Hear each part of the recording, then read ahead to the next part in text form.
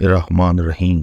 ایک طرف حضرت ابو بکر نے تھاما اور دوسری طرف سے حضرت زید بن حارث نے تھاما اور سیدنا بلال رضی اللہ تعالیٰ عنہ کو بمشکل چلاتے ہوئے حضرت ابو بکر کے گھر تک لے جایا گیا۔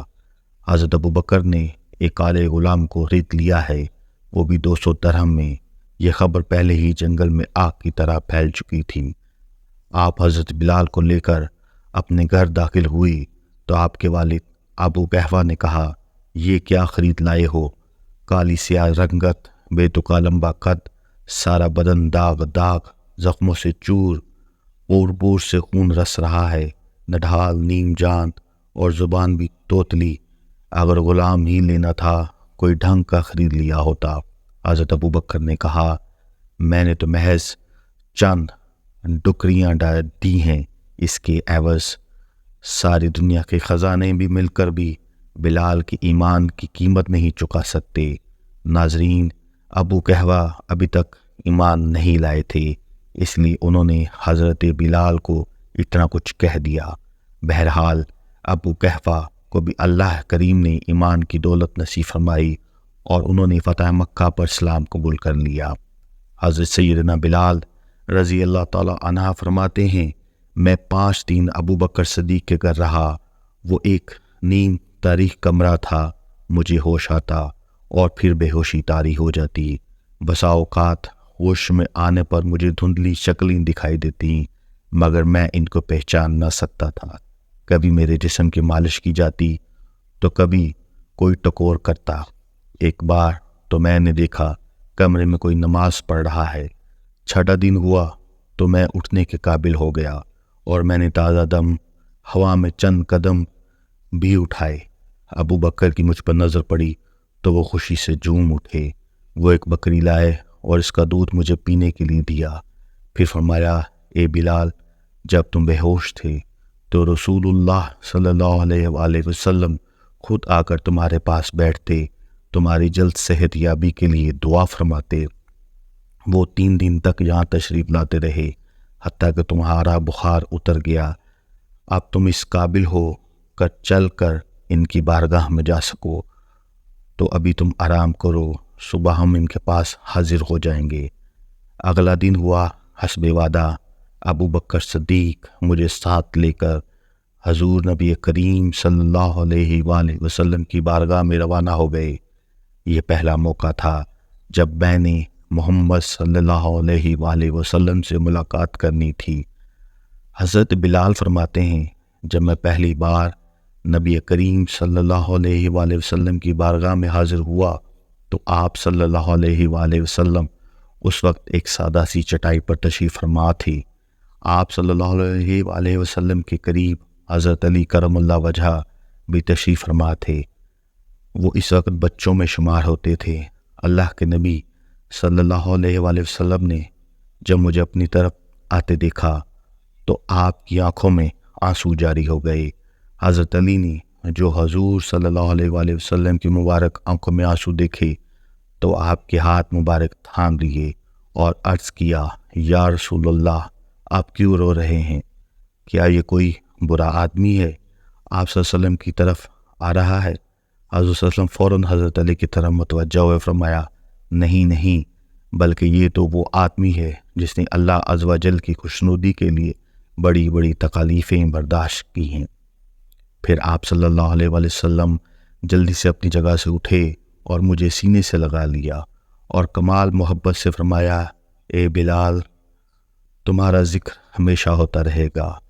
تم وہ پہلے آدمی ہو جس نے اسلام کی خاطر اذیتیں برداشت کی ہیں۔ حضرت بلال فرماتے ہیں، یہ پہلا موقع تھا کہ ماں کے انتقال کے بعد کسی کے محبت بھرے آنسو میں نے اپنے چہرے پر محسوس کیے تھے۔ اس لمحے کی خوشی کو میں کسی طرح بیان کروں میری سمجھ سے بالا تر ہے۔ پھر رسول اللہ صلی اللہ علیہ وآلہ وسلم میرے بازو تھاما اور پہلی بار مجھے پکڑ کر اپنے پاس بٹھا لیا۔ یہ بھی پہلا موقع تھا میں کسی قریش کی موجودگی میں بیٹھا ہوا تھا، وگرنہ ان کی عزت و تکریم میں مجھے کھڑا ہی رہنا ہوتا تھا۔ یہاں وہاں بھی بیٹھنے سے پہلے میں ذرا سا ہچکچایا تو رسول صلی اللہ علیہ وآلہ وسلم نے میری اس کیفیت کو دور کرنے کے لیے ذرا سا مزاح کیا اور فرمایا بلال بیٹھو، اگر ہم کھڑے ہی رہے تو علی اپنے کھیل میں ہمیں دیکھ نہیں پائیں گے۔ یہ سن کر حضرت بلال رضی اللہ تعالیٰ عنہ کے چہرے پر مسکراہٹ آ گئی اور آپ بلا جھجک بیٹھ گئے۔ یہ حضرت بلال رضی اللہ تعالیٰ عنہ کی صحابیت کا پہلا دن تھا اور آپ رسول صلی اللہ علیہ وسلم کے ہمراہ ایک چٹائی پر بیٹھے ہوئے تھے۔ خاندان نبوت کے دیگر افراد بھی آ چکے تھے۔ حضرت ختیجہ اور آپ کی 4 بیٹیاں بھی گھر میں موجود تھیں۔ حضرت ام کلثوم کھجوروں سے بڑی ایک ٹوکری لے کر آ گئیں۔ حضرت رسول صلی اللہ علیہ وآلہ وسلم اس میں سے نرم نرم اور میٹھی میٹھی کھجوریں چن کر حضرت بلال کو دینے لگے۔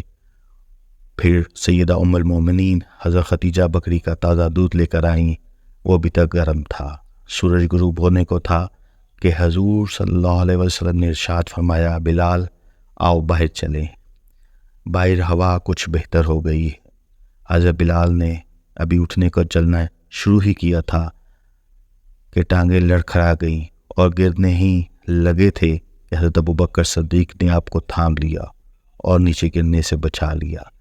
حضور صلی اللہ علیہ وسلم نے فرمایا کھڑے ہونے کی کوشش کرو، خون کو گردش میں آنے دو۔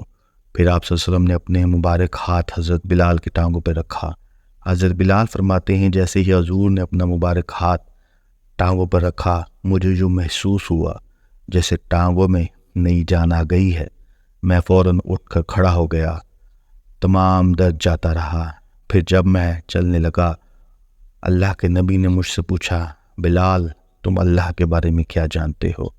میں نے عرض کیا میں اپنے دل میں اس کو جانتا ہوں، میں اسے جانتا ہوں کہ پوری طرح نہیں جانتا، کیا تلاش کر کے اسے اچھی طرح جانا جا سکتا ہے؟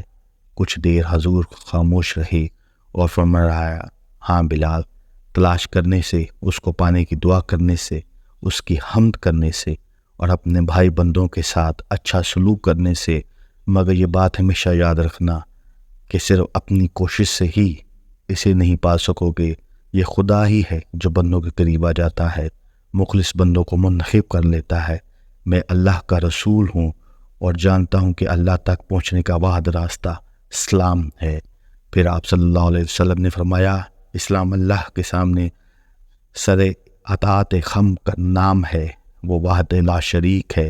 اسلام بلا امتیاز رنگ و نسل، اونچ نیچ سب انسانوں کے ساتھ نیک برتاؤ کا حکم دیتا ہے، اور اللہ تعالیٰ نے اسلام ہی کو سب سے انسانوں کے لیے منتخب کیا ہے۔ حضرت بلال رضی اللہ تعالیٰ عنہ فرماتے ہیں یہ میری زندگی کا یادگار ترین دن تھا کہ جب میں نے حضور صلی اللہ علیہ وآلہ وسلم کی ساتھ اپنی پہلی ملاقات کی، نماز ادا کی اور پھر صحابہ کی فہرست میں شامل ہو گیا۔